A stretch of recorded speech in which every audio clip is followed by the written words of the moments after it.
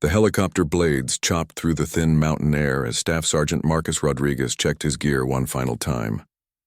The Black Hawk carried 8 Navy SEALs deep into the rugged terrain of Afghanistan's Kunar province, where intelligence reports suggested a high-value Taliban commander was hiding in a remote village.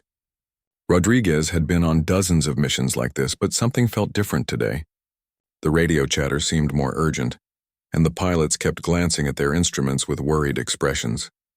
Lieutenant Commander Jake Morrison, the team leader, gathered his men around him in the cramped helicopter cabin. Morrison was a veteran of 3 tours, with graying temples that spoke of countless dangerous missions. His voice cut through the engine noise as he briefed the team one last time. The target village sat in a valley surrounded by steep mountains, accessible only by a narrow dirt road that snaked through rocky terrain. Local sources had confirmed the presence of Commander Abdul Hassan, a man responsible for coordinating attacks against coalition forces throughout the region. The mission seemed straightforward on paper. Insert under cover of darkness, locate and capture Hassan, then extract to a landing zone 2 kilometers away. The team had trained for similar operations countless times, and each man knew his role perfectly. Rodriguez would handle communications, Petty Officer Williams would set up overwatch positions, and Sergeant Thompson would manage the explosive entry if needed. The remaining team members would secure the perimeter and handle prisoner transport. As the helicopter descended toward the landing zone, Rodriguez noticed unusual activity in the valley below. Small lights moved between buildings, and he could see vehicles parked in positions that hadn't appeared in the reconnaissance photos. He tapped Morrison on the shoulder and pointed toward the suspicious movement. The team leader studied the scene through night vision goggles, his expression growing more serious with each passing second. The pilot's voice crackled through their headsets, reporting that the primary landing zone appeared compromised. Too many heat signatures clustered around the area, suggesting the enemy knew they were coming. Morrison made a quick decision to divert to an alternate landing zone higher up the mountainside, even though it would mean a longer and more dangerous approach to the target. The Black Hawk touched down on a rocky outcrop barely large enough to accommodate its landing gear. The SEALs quickly disembarked, their boots crunching on loose stones as they moved away from the aircraft. Within seconds, the helicopter lifted off and disappeared into the darkness, leaving the team alone in hostile territory. The silence that followed was deafening, broken only by the distant sound of wind whistling through the mountain peaks. Rodriguez immediately began setting up communication equipment while the others established a defensive perimeter. The team's radio operator, Petty Officer Davis, tried to establish contact with headquarters but encountered unexpected interference. Multiple frequencies seemed jammed or blocked, and the backup satellite communication system showed weak signal strength. This was highly unusual for their standard equipment, which had worked flawlessly in similar terrain during previous missions. Morrison studied his map using a red-filtered flashlight, calculating new routes to the target village. The alternate landing zone had added nearly 3 kilometers to their approach, and the terrain looked treacherous even by their standards. Steep ravines and loose scree slopes would slow their movement significantly, but they had trained for such conditions. The team leader made the decision to continue with the mission, despite the unexpected complications. As they began their descent toward the village, Williams noticed movement on the ridgelines around them. Dark shapes seemed to shift between rock formations, and he caught glimpses of what might be armed figures positioning themselves on the high ground. He reported his observations to Morrison, who ordered the team to halt while they assessed the situation. Using thermal imaging equipment, they confirmed the presence of multiple individuals moving deliberately through the mountains above them. The realization hit Morrison like a physical blow. This wasn't just a compromised landing zone or equipment malfunction. They had walked into a carefully planned ambush. The Taliban had somehow learned of their mission and prepared a trap using the mountainous terrain to their advantage. The enemy fighters were positioning themselves to surround the SEAL team and cut off any possible escape routes. Rodriguez felt his heart rate increase as he processed the tactical situation. They were outnumbered and caught in terrain that favored the defenders. The narrow valleys and steep slopes would channel their movement, making them predictable targets for enemy forces holding the high ground. Worse yet, their communication problems meant they couldn't call for immediate extraction or air support. Thompson, the team's demolitions expert, quietly suggested they abort the mission and move toward the emergency extraction point. However, Morrison knew that reaching the alternate landing zone would require crossing several kilometers of open ground while under enemy observation. The tactical situation was deteriorating rapidly, and every option seemed to lead toward disaster. The team took cover behind a cluster of large boulders, while Morrison weighed their limited choices. They could attempt to continue toward the target village, knowing they would likely face overwhelming opposition. They could try to reach the extraction point, but the route would expose them to enemy fire from multiple directions. Or they could find a defensive position and try to hold out until help arrived, assuming their communications could be restored. As if responding to Morrison's thoughts, the sound of voices echoed across the valley below. Flashlight beams began sweeping the mountainside, and the SEALs could hear vehicles moving along the access road. The enemy was conducting an organized search, methodically checking every possible hiding place. It was clear that the Taliban had committed significant resources to this operation, far more than would be justified by a routine patrol or random encounter. Rodriguez whispered into his radio, trying different frequencies in hopes of reaching their headquarters. Static filled his earpiece, occasionally broken by fragments of distant conversations in local dialects. The jamming seemed sophisticated and deliberate, designed to isolate the SEAL team from outside support. He realized they were truly on their own, facing an unknown number of enemy fighters in terrain that offered few advantages. The situation had transformed from a routine capture mission into a fight for survival. 8 elite warriors found themselves trapped in a mountainous maze, surrounded by enemies who knew the terrain intimately and had prepared extensively for this confrontation. As the first shots echoed across the valley, Morrison knew that the next few hours would test everything they had learned about warfare, teamwork, and determination. The first muzzle flashes erupted from 3 different directions simultaneously, sending bullets ricocheting off the rocks around the SEAL team's position. Morrison immediately recognized the coordinated nature of the attack and shouted orders to his men. They had trained for situations exactly like this, but the reality of being surrounded in hostile mountains was far more intense than any training exercise could replicate. Williams scrambled up a steep slope to establish an overwatch position, his sniper rifle secured across his back as he navigated the treacherous terrain. Loose stones cascaded down behind him with each step, creating small avalanches that threatened to reveal his position to the enemy below. He needed to reach high ground quickly to provide covering fire for his teammates, but the rocky mountainside offered little cover from the increasing volume of incoming rounds. Rodriguez pressed himself against a boulder and tried desperately to re-establish communication with headquarters.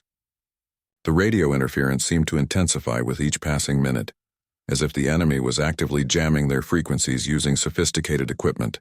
He switched between emergency channels, hoping to break through the electronic barrier that isolated them from potential rescue. The crackling static in his earpiece was punctuated by the sharp crack of rifle fire and the whistle of bullets passing overhead. Thompson and Davis worked together to establish a defensive perimeter using the natural rock formations as cover. The demolitions expert quickly assessed their tactical situation and realized they were positioned in what military strategists call a kill zone, an area where enemy forces could bring overlapping fields of fire to bear on their location. The Taliban fighters had clearly studied the terrain and chosen their ambush site with professional precision. Morrison used hand signals to coordinate his team's response while enemy bullets continued to impact around their position. The muzzle flashes revealed at least 15 different firing positions spread across the mountainside, with more appearing as additional fighters joined the battle. The enemy had committed far more resources to this operation than intelligence reports had suggested, indicating either a serious intelligence failure or a deliberate trap. The team leader quickly realized that their current position was untenable. The rocks that provided temporary cover would become a death trap if they remained stationary too long. Enemy fighters were maneuvering to flank their position, using their superior knowledge of the terrain to gain tactical advantages. Morrison knew they had to move soon, or risk being completely surrounded with no avenue of escape. Williams finally reached a suitable firing position on the steep slope above his teammates. Through his rifle scope, he could see enemy fighters moving deliberately through the darkness, their movements coordinated and professional. These weren't poorly trained insurgents or local militia members. The discipline and tactical awareness they displayed suggested experienced fighters, possibly foreign volunteers or elite Taliban units. The sniper selected his first target carefully, a fighter who appeared to be directing others toward flanking positions. The rifle's report echoed across the valley as the bullet found its mark, temporarily disrupting the enemy's coordinated advance. Williams immediately shifted position, knowing that his muzzle flash had revealed his location to hostile forces. Counter-sniper fire began impacting the rocks around his previous position within seconds. Down in the main defensive position, Rodriguez finally managed to establish a weak connection with headquarters. The transmission was broken and filled with static, but he managed to relay their coordinates and situation status. The response was equally garbled, but he caught fragments about air support being unavailable due to weather conditions and mechanical problems with available aircraft. The SEAL team was truly alone for the foreseeable future. Thompson used his knowledge of explosives to create improvised defensive advantages. He positioned charges that could be detonated to create rock slides, potentially blocking enemy approach routes or providing emergency cover. The demolitions expert worked quickly but carefully, knowing that a mistake could bring the mountainside down on their own position. His hands remained steady despite the increasing intensity of enemy fire. As the battle intensified, Morrison began to appreciate the sophistication of the ambush. The enemy had not only prepared overlapping fields of fire, but had also positioned blocking forces along potential escape routes. Every path down the mountain seemed to lead toward prepared enemy positions. The Taliban had transformed the natural terrain into an elaborate trap, designed to eliminate the entire SEAL team. Davis worked alongside Rodriguez to maintain communication discipline while managing their ammunition supply. Each team member carried a limited amount of ammunition, and the sustained firefight was depleting their resources faster than anticipated. The radio man began calculating how long they could maintain their current rate of fire before facing critical shortages. The mathematics were not encouraging.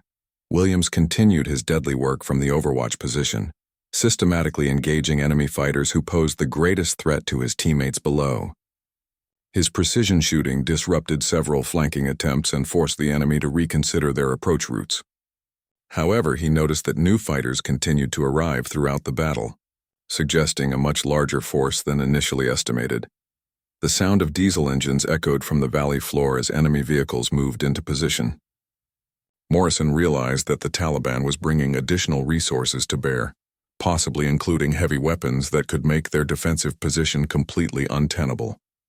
The team leader knew they were facing a well-planned and extensively resourced operation designed specifically to eliminate special operations forces. Rodriguez managed to piece together additional information from fragmentary radio transmissions. Weather conditions throughout the region had grounded most aircraft, and the nearest available ground forces were hours away across difficult terrain. The SEAL team would have to survive on their own until conditions improved or alternative resources became available. The isolation was complete and potentially fatal. As enemy fire intensified from multiple directions, Morrison made the difficult decision to attempt a tactical withdrawal to a more defensible position higher up the mountainside. The movement would be dangerous and expose his men to additional enemy fire, but remaining in their current location guaranteed eventual destruction. He used hand signals to communicate the plan to his team members. Thompson prepared covering charges while Williams provided overwatch for the planned movement. The coordination required perfect timing and absolute trust in each team member's abilities. One mistake or moment of hesitation could result in casualties that would doom the entire team. The pressure was enormous, but their training and experience provided the foundation for disciplined action under fire. The enemy seemed to sense the team's intentions and increased their rate of fire significantly. Tracer rounds streaked across the darkness like deadly fireworks, and the sound of ricocheting bullets created a metallic symphony of violence. The Taliban fighters were determined to prevent any escape, and were willing to expend enormous amounts of ammunition to achieve their objective. As Morrison prepared to give the signal for movement, he noticed something that chilled him to the bone. Additional muzzle flashes were appearing on the ridgelines above their intended escape route. The enemy had anticipated their likely movement and positioned additional forces to intercept any withdrawal attempt. The trap was closing from all directions, and the SEAL team's options were rapidly disappearing. The situation deteriorated rapidly as enemy forces tightened their grip around the trapped SEAL team. Morrison counted at least 30 distinct firing positions now, with more appearing as additional Taliban fighters moved into predetermined ambush sites. The coordinated nature of the attack revealed months of planning and preparation, transforming what should have been a routine mission into a carefully orchestrated death trap. Williams adjusted his position on the steep slope, trying to maintain overwatch while avoiding the increasing volume of counter-sniper fire directed at his location. Through his scope, he observed enemy fighters using military-style hand signals and moving with tactical discipline that surprised him. These weren't the typical insurgent fighters they usually encountered. Someone with professional military training was clearly directing the operation. Rodriguez worked frantically with his communication equipment, trying different antennas and frequencies to break through the electronic jamming.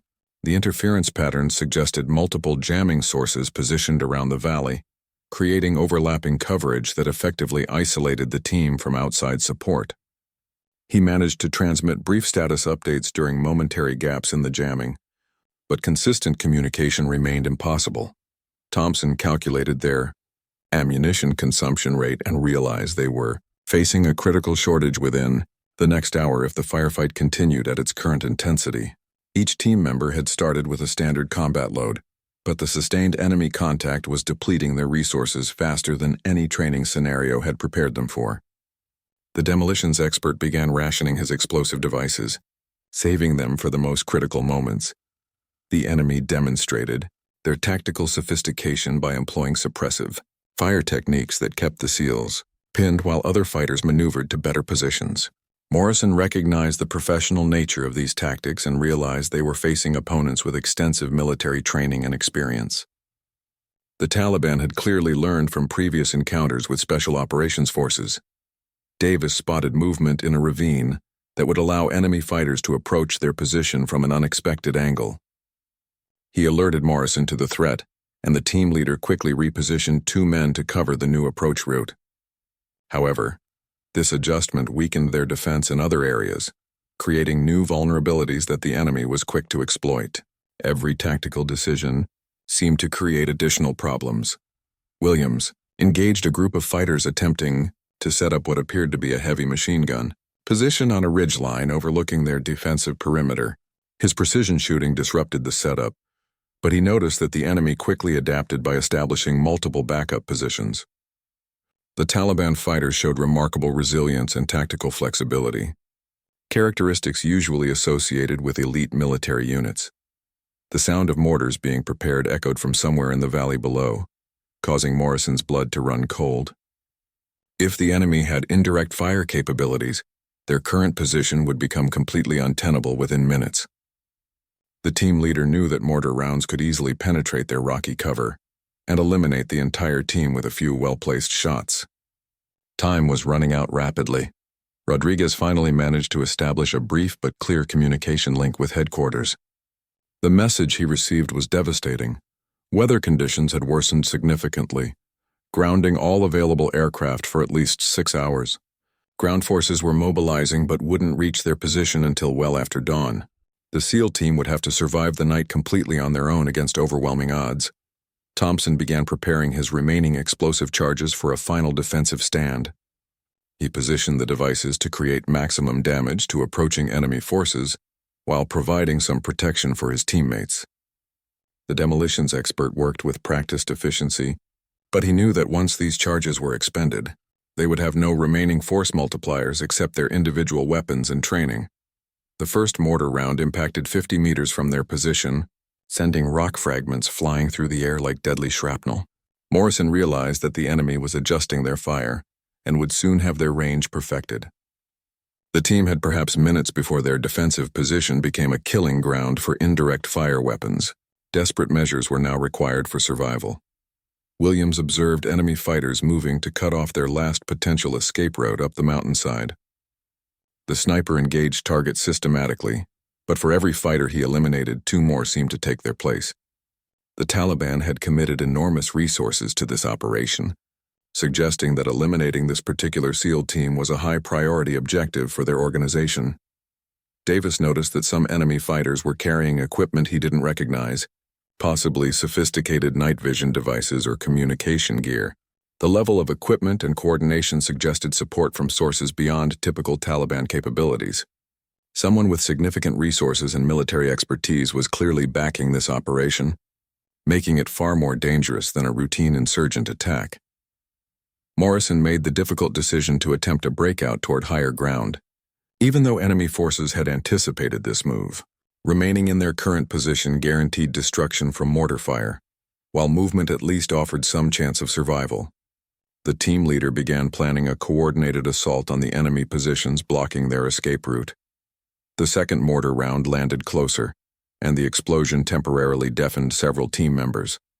Rock fragments caused minor injuries, and the psychological impact of indirect fire began taking its toll on team morale. Morrison knew that fear could become their greatest enemy if he allowed it to spread among his men. Leadership under extreme pressure required constant attention to team psychology.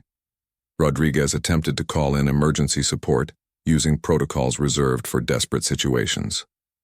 The radio procedures involved bypassing normal command channels and directly contacting any available military assets in the region. However, the electronic jamming continued to interfere with most communication attempts, limiting his options to brief transmissions during random gaps in the interference pattern.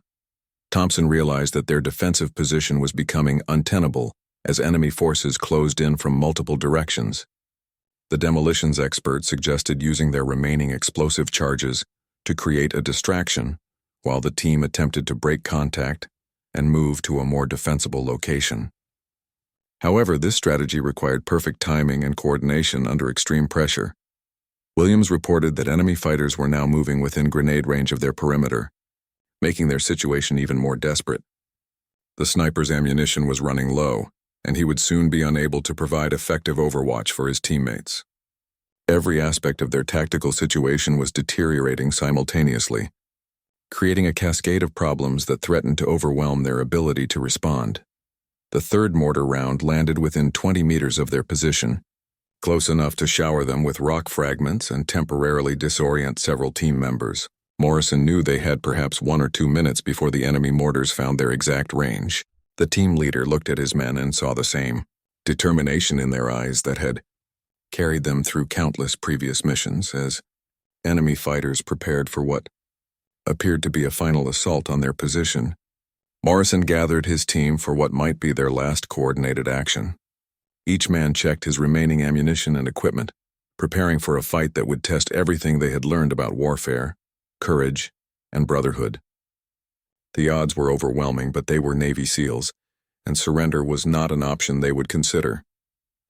The fourth mortar round exploded close enough to rain debris directly onto the SEAL team's position, and Morrison knew they had seconds before the next round would score a direct hit. He gave the signal for immediate movement, and his men responded with the synchronized precision that years of training had drilled into their muscle memory. They bounded from their defensive position just as the fifth mortar round impacted exactly where they had been taking cover. Williams provided covering fire from his elevated position as his teammates moved in, coordinated rushes toward a ridgeline that offered slightly better defensive terrain. His rifle cracked repeatedly as he engaged enemy fighters who tried to intercept the team's movement. The sniper's accurate shooting bought precious seconds for his teammates, but he could see more enemy forces converging on their new position from multiple directions. Rodriguez carried the damaged radio equipment while maintaining communication discipline during the movement. He managed to transmit a brief situation report during a gap in the jamming, reporting their new coordinates and desperate need for any available support. The fragmentary response indicated that rescue efforts were being organized, but weather conditions and enemy activity made immediate assistance impossible. Thompson used his remaining explosive charges to create temporary obstacles that would slow enemy pursuit. The demolitions expert placed charges with tactical precision, creating choke points that would force attacking forces into predictable killing zones. However, he knew these measures would only delay the inevitable unless some form of external support arrived soon. The new defensive position offered marginally better cover, but Morrison could see that enemy forces were already adapting to their movement. Taliban fighters moved with disturbing efficiency, using the terrain to their advantage while maintaining coordinated pressure from multiple directions.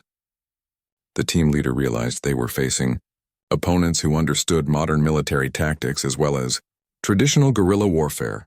Davis conducted a quick ammunition count and reported that most team members were down to their last few magazines. The sustained firefight had consumed their combat load faster than any previous engagement, and they would soon be forced to rely on captured weapons or improvised solutions. The situation was approaching a critical point where firepower advantages would shift decisively to the enemy. Williams noticed that enemy fighters were now using more sophisticated tactics, including coordinated suppression and maneuver techniques typically associated with professional military units. The sniper engaged priority targets systematically, but he observed that the enemy quickly adapted by using better cover and movement patterns. Someone with extensive military training was clearly directing their operations. The sound of approaching vehicles echoed from the valley below, and Morrison realized that enemy reinforcements were arriving with additional equipment and personnel. Through night vision devices, he could see what appeared to be technical vehicles mounting heavy weapons systems. The tactical balance was shifting rapidly in favor of the enemy forces. Rodriguez finally established a brief but clear communication link with a nearby patrol base, relaying their coordinates and urgent need for immediate support. The response indicated that a quick reaction force was being prepared, but the earliest arrival time would be at least 2 hours. The SEAL team would have to survive significantly longer against increasing enemy pressure.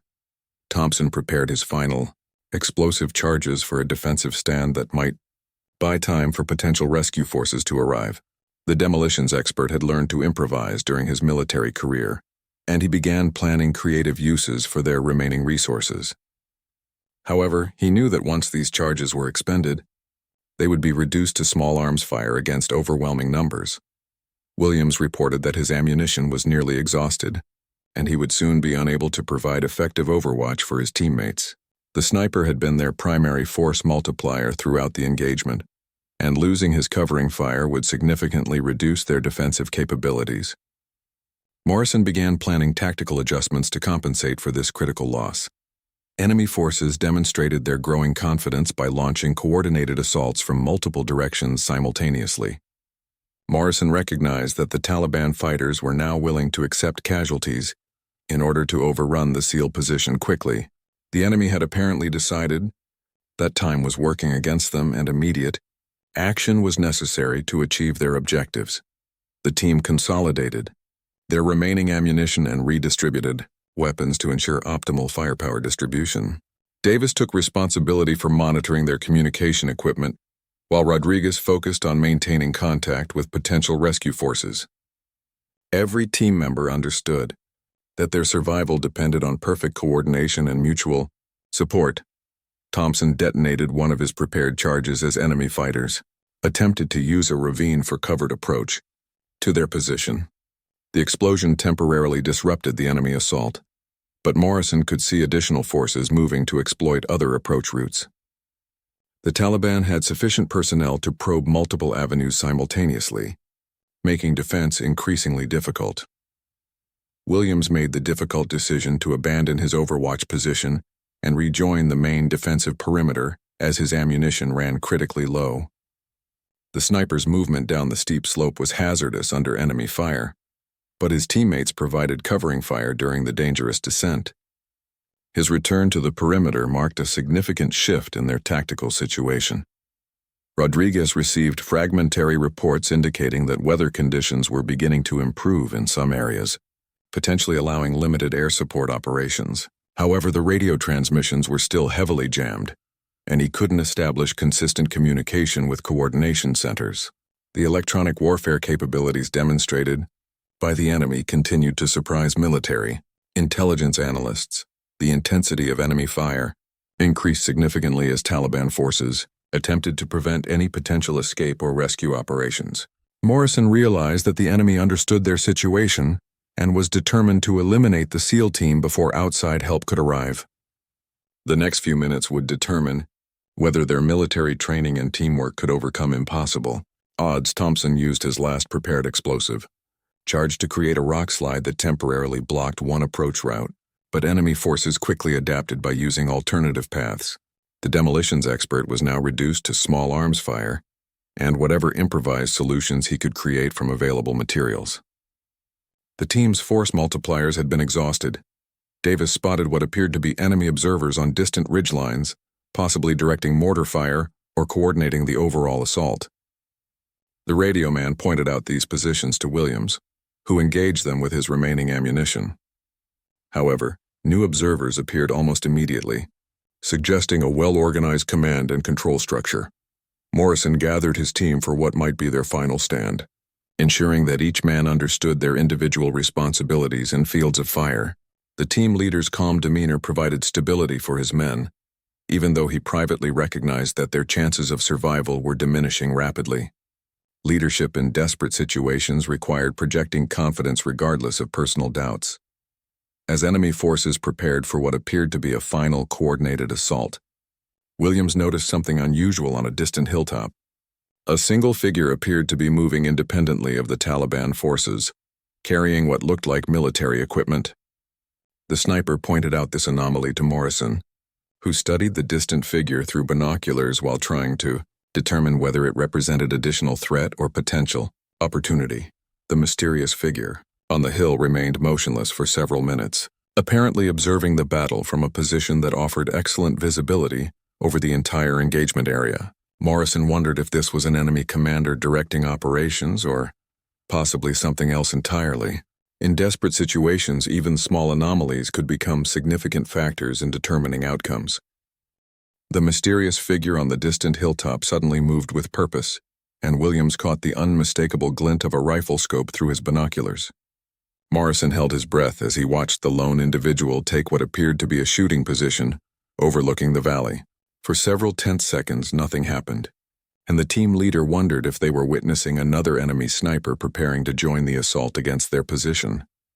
Then the first shot echoed across the valley from the hilltop position, and Morrison watched in amazement as an enemy machine gun crew suddenly ceased firing. The distant shooter had engaged Taliban forces with precision that immediately caught the attention of enemy commanders. Confusion rippled through the enemy ranks as they tried to identify this new threat that had appeared without warning on their flank. Rodriguez managed to establish brief radio contact and reported the appearance of an unknown shooter engaging enemy forces. The response from headquarters was equally confused, as no friendly forces were supposed to be operating in that area. The mysterious figure represented an unplanned variable that could either provide salvation or create additional complications for the surrounded SEAL team. Williams studied the distant shooter through his scope and noticed military-style movement patterns and professional shooting techniques. Whoever was on that hilltop possessed advanced marksmanship skills and tactical awareness comparable to special operations personnel. The sniper's measured rate of fire and target selection demonstrated experience with precision shooting under combat conditions. Thompson used the distraction created by the hilltop shooter to reposition his remaining explosive devices for maximum defensive effect. The enemy forces were clearly confused by this unexpected development, and their assault coordination had been disrupted. The demolitions expert worked quickly to exploit this temporary advantage while enemy attention was divided. The hilltop shooter continued engaging high-value targets with devastating accuracy, systematically eliminating enemy leaders and crew-served weapon operators. Morrison watched enemy forces struggling to respond to threats from multiple directions, their tactical coordination beginning to break down under pressure. The mysterious marksman was single-handedly disrupting a carefully planned operation. Davis monitored radio frequencies and detected increased chatter among enemy forces as they tried to coordinate a response to the hilltop threat. The Taliban communications revealed confusion and growing concern about this unexpected development. Enemy commanders were apparently struggling to maintain control of their forces while dealing with precision fire from an unknown source. Rodriguez finally managed to establish clearer communication with headquarters and relayed information about the unknown shooter. The response indicated that military intelligence had no record of friendly forces in that area, but operational security procedures prevented detailed discussion over potentially compromised channels. The mystery deepened with each exchange. Williams observed the hilltop shooter's technique and recognized professional-level marksmanship skills that took years to develop. The unknown marksman was engaging targets at extreme range with accuracy that suggested specialized training and high-quality equipment. Every shot seemed to find its mark, creating maximum disruption among enemy forces. Thompson noticed that enemy assault teams were hesitating and taking cover more frequently as the hilltop shooter continued his deadly work. The psychological impact of precision fire from an unknown source was affecting enemy morale and tactical coordination. Several planned assault routes had been abandoned as enemy forces sought better cover. Morrison realized that the hilltop shooter was systematically targeting enemy command and control elements, disrupting their ability to coordinate the complex ambush operation. Machine gun crews, mortar teams, and apparent leaders were being eliminated with surgical precision. The mysterious marksman understood military tactics and was applying that knowledge effectively. The enemy attempted to suppress the hilltop position with concentrated fire, but the shooter seemed to anticipate their responses and adjusted position accordingly. Morrison watched tracer rounds streaming toward the distant hill, but the mysterious figure continued operating with apparent immunity. Professional-level fieldcraft was keeping the unknown marksman alive under intense pressure. Rodriguez received fragmentary intelligence reports suggesting that special operations forces from multiple nations were operating in the region, but operational security prevented detailed coordination. The hilltop shooter might represent friendly forces operating under different command structures, or possibly something more complicated that couldn't be discussed over open channels. Williams counted at least 8 enemy casualties attributed to the hilltop shooter, with several more wounded or suppressed. The unknown marksman was having a significant impact on the tactical situation, forcing enemy forces to divert attention and resources from their assault on the SEAL position. The psychological effect was as important as the physical casualties. Thompson observed that enemy forces were beginning to withdraw from exposed positions, seeking better cover against the precision fire from the hilltop. Several planned assault routes had been abandoned entirely, and the coordinated nature of the enemy attack was deteriorating into confused, small unit actions. The mysterious shooter had disrupted months of careful planning. Davis detected emergency radio traffic among enemy forces as commanders tried to reorganize their assault while dealing with the unexpected threat. The Taliban communications revealed frustration and confusion as their tactical advantage was being systematically eroded by a single shooter.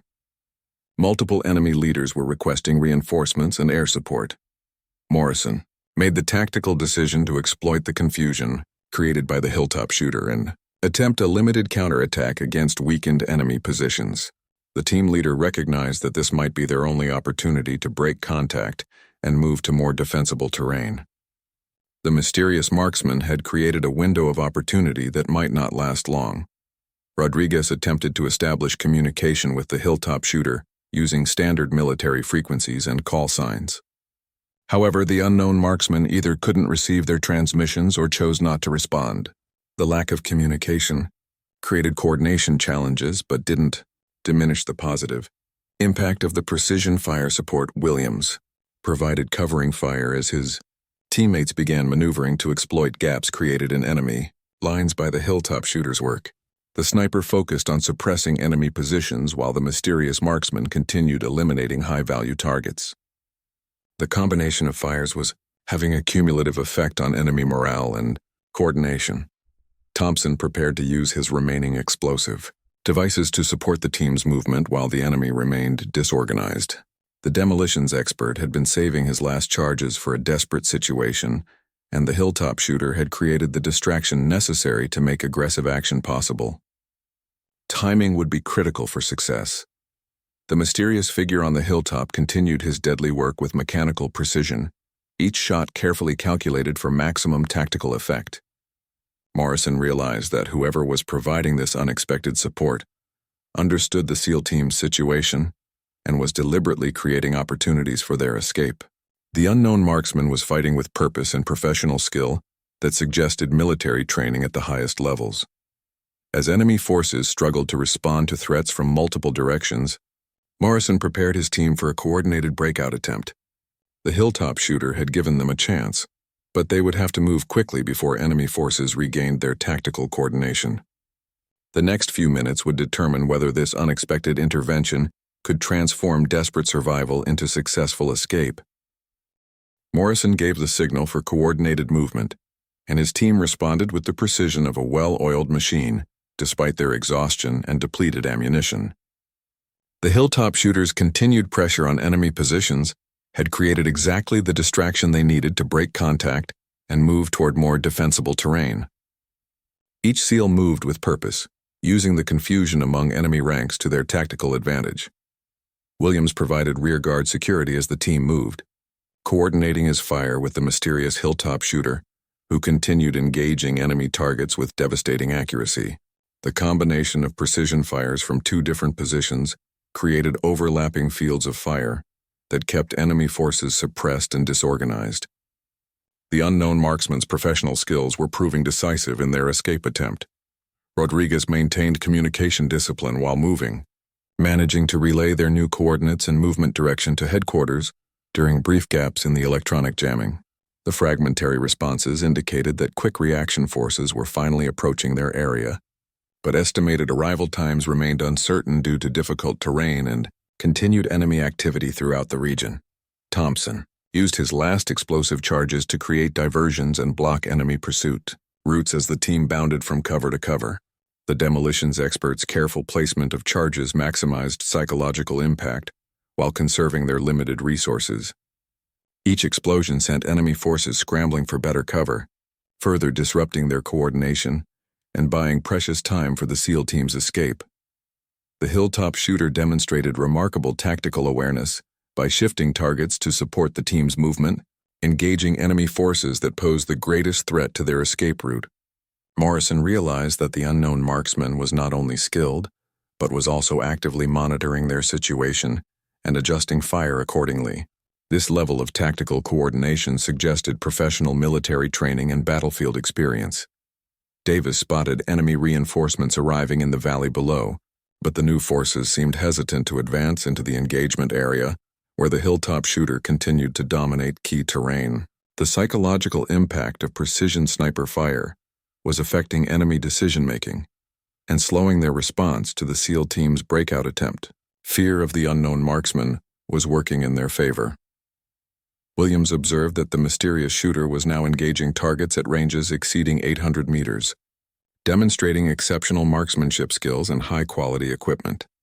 Each shot continued to find its mark, despite the extreme distance and challenging shooting conditions. The unknown marksman's capabilities were impressive even by special operations standards. Morrison led his team toward a ridgeline that offered better defensive positions and potential helicopter landing zones for extraction. The route required crossing exposed terrain, but the hilltop shooter's suppressive fires kept enemy forces pinned in their positions. The team leader felt cautiously optimistic for the first time since the ambush began, though he knew they weren't safe yet. Rodriguez finally managed to establish sustained communication with the approaching quick reaction force, providing detailed coordinates and situation updates. The rescue forces reported encountering enemy resistance along their approach routes, but progress was steady despite the opposition.